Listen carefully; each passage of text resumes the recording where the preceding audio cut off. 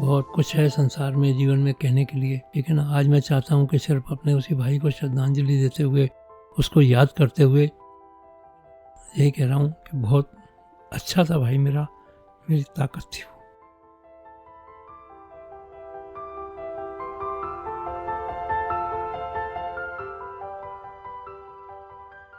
तो लगभग 1 महीने के बाद हम आपके बीच में हाजिर हैं, और ये 1 महीना इसलिए लग गया क्योंकि आना तो बहुत पहले भी चाहता था मैं, मगर बीते दिनों मेरे पापा से जस्ट छोटे भाई, मेरे एक चाचा जी, शंकर चाचा जिन्हें मैं कहता हूँ, उनका देहावसान हो गया। उन आत्मा ने शरीर का त्याग किया, शरीर छोड़ा, और यही वजह रही कि आपके पास नहीं पहुंच पाए। तो वही बिना किसी लाग लपेट के, बिना किसी देरी के आपके सामने पापा को लेकर आता हूं।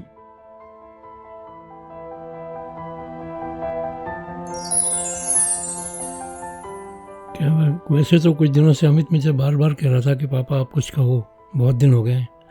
कहने के लिए तो बहुत कुछ है जीवन के अंदर, हर किसी के जीवन में होता है, आपके जीवन में भी होगा, सबके जीवन में कुछ ना कुछ होता है, कुछ किस्से होते हैं, कुछ चीज़ें हकीकत होती है।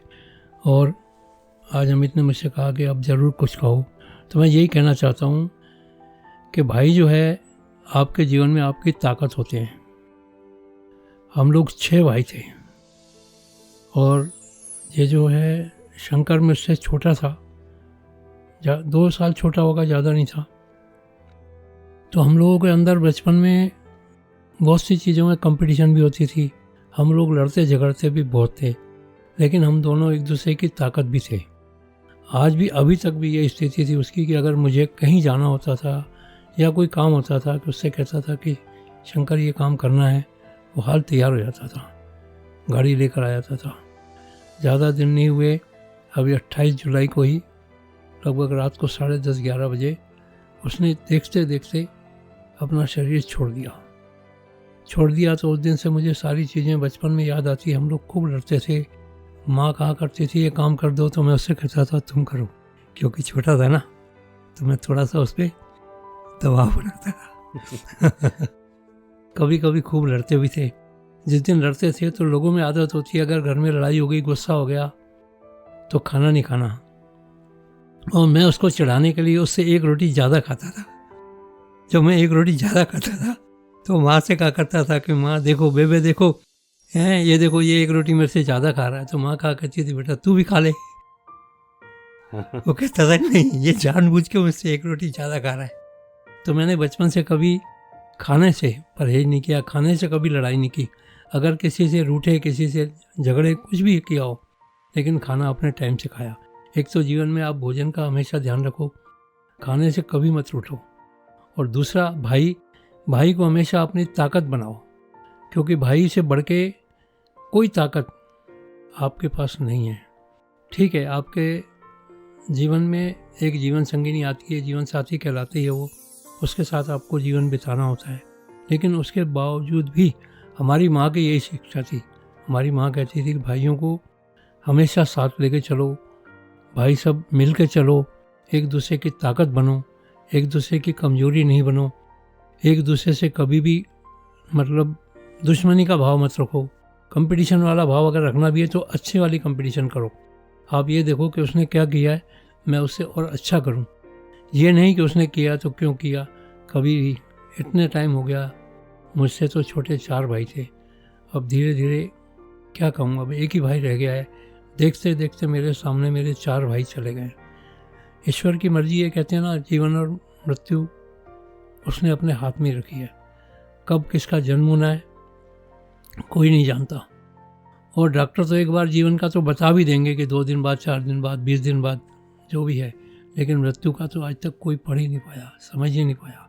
उस दिन भी अचानक ऐसे हुआ, कुछ कह नहीं सकते। तो बचपना जो हमारा बीता, खूब लड़ाई झगड़े करते हुए, एक दूसरे से लड़ते हुए बीता। वो शरीर में मुझसे हष्ट-पुष्ट था, थोड़ा हष्ट-पुष्ट था।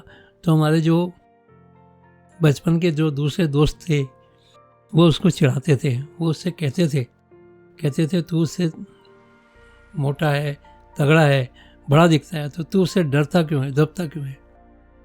ऐसे ही एक बार उसने मुझसे ये सोचकर पंगा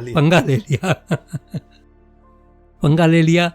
तो मैं तो भाई जो भी है बचपन से ही थोड़ा सा आजना बुद्धि से, दिमाग से थोड़ा सा उससे तेज रहा हूँ, ठीक है ना। तो मैंने उसको अपने से जीतने तो नहीं दिया, लेकिन उसके बाद मैंने उसको धूप में बिजली के खंभे के साथ बांधा था। हालांकि 2-4 मिनट बाद ही माँ ने छोड़ दिया, उसको खोल दिया, उसको समझाया।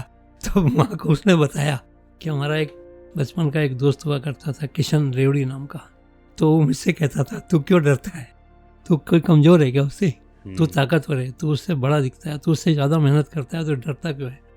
लेकिन नहीं, ईश्वर का जो एक विधान है, एक संसार का एक नियम है, बड़े हमेशा बड़े ही रहते हैं। हालांकि एक कहावत भी है कि बड़े हमेशा कढ़ाई में तले जाते हैं। तो वो एक चीज़ अलग है, जीवन का संघर्ष है। मुझे उसके जाने के बाद बहुत सी चीज़ें उसकी याद आई। हम लोग उसकी शादी सगाई जोरा हुई थी, जोरा बारात लेके गए थे जब पहली बार। तो शादी में ये समझो कि जोरा वाले ये कह रहे थे कि ये पहली बारात है जिसमें हमने किसी को भी शराब पिए हुए, पंजाबियों की बारात होते हुए भी एक भी नहीं दिखा कि जिसने शराब पिए हो या नशे में हो। तो बहुत सी चीज़ें रहती है जीवन में, संघर्ष बहुत सा रहता है, काम कर रहता है। हम लोग जिला छिंदवाड़ा पांडुरना है एक, जहाँ से हमारे जो भूतपूर्व मुख्यमंत्री कमलनाथ जी सांसद हैं, हम लोगों का बचपन वहाँ बीता है। वहाँ से आए थे ग्वालियर में आके हम लोगों ने बहुत संघर्ष किया, काम किया, जो भी है। आज धीरे धीरे ईश्वर ने हम लोगों को बहुत अच्छी स्थिति में ला दिया है। आज हमें कभी लगता भी नहीं है कि हमारा बचपन ग्वालियर में नहीं बीता हो, हमें यही लगता है कि हाँ कहाँ है, क्योंकि आसपास के सारे इलाके हम लोगों ने देखे, छोटा गांव, बड़ा से बड़ा शहर भी देखा हमने। बहुत कुछ है संसार में, जीवन में कहने के लिए, लेकिन आज मैं चाहता हूँ कि सिर्फ अपने उसी भाई को श्रद्धांजलि देते हुए, उसको याद करते हुए यही कह रहा हूँ कि बहुत अच्छा था भाई मेरा, मेरी ताकत थी वो।